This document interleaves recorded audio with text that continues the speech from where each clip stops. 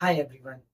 इस वीडियो में हम डिस्कस करेंगे एमटीएस। एज अ एमटीएस अगर आप ज्वाइन होते हो इनकम टैक्स डिपार्टमेंट में, तो आपको इंस्पेक्टर, इनकम टैक्स इंस्पेक्टर, जो कि 4600 ग्रेड पे की जॉब होती है।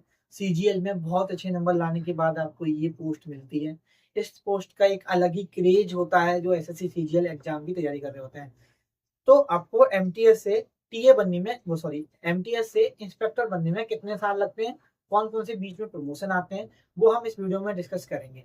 चलिए वीडियो को शुरू कर लेते हैं विदाउट एनी फर्दर डिले। देखो, बहुत सारी चीजें होती हैं।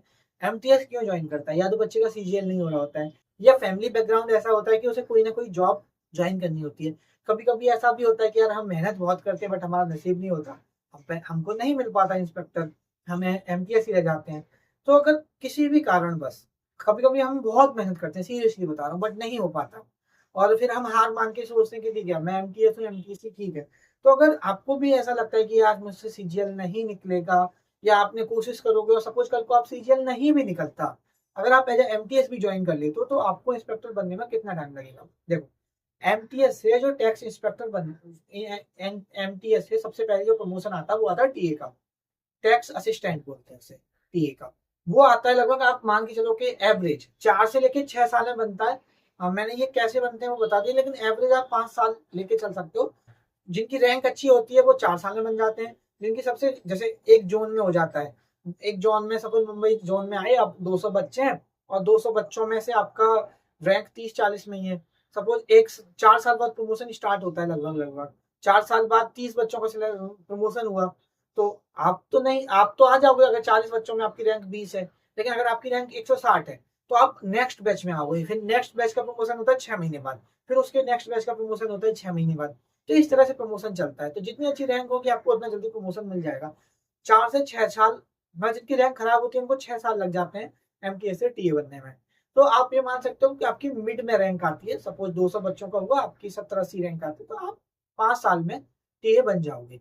तो आपका जो एमटीएस से टीए बनने का सफर है वो 5 साल में हो जाएगा। और इसके लिए आपको एक टाइपिंग पास करनी होती है।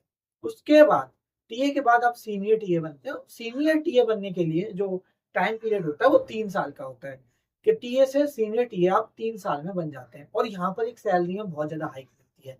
जो आपकी टीए की सैलरी होती है वो होती है 25,500 की ग्रेड पे होता है उसका। वहीं पर जो एक सीनियर टीए की सैलरी होती है वो 4200 ग्रेड पे की सैलरी होती है। मतलब यहाँ पर आपको जो आपकी इन हैंड सैलरी है 45,000 आएगी, और वहीं पर जो सीनियर टीए की सैलरी है उसकी 4200 ग्रेड पे अगर मैं लेके चलूँ मोटा मोटा, तो 70,000 के समथिंग आपकी सैलरी मिलेगी सीनियर टीए को। अब सीनियर टीए के बाद बनते हैं हम इंस्पेक्टर।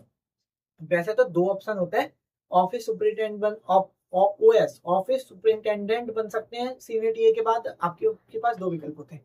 एक होता है कि आप इनकम टैक्स इंस्पेक्टर बन सकते हैं, लेकिन अभी हम इस वीडियो में इनकम टैक्स इंस्पेक्टर की बात कर रहे हैं।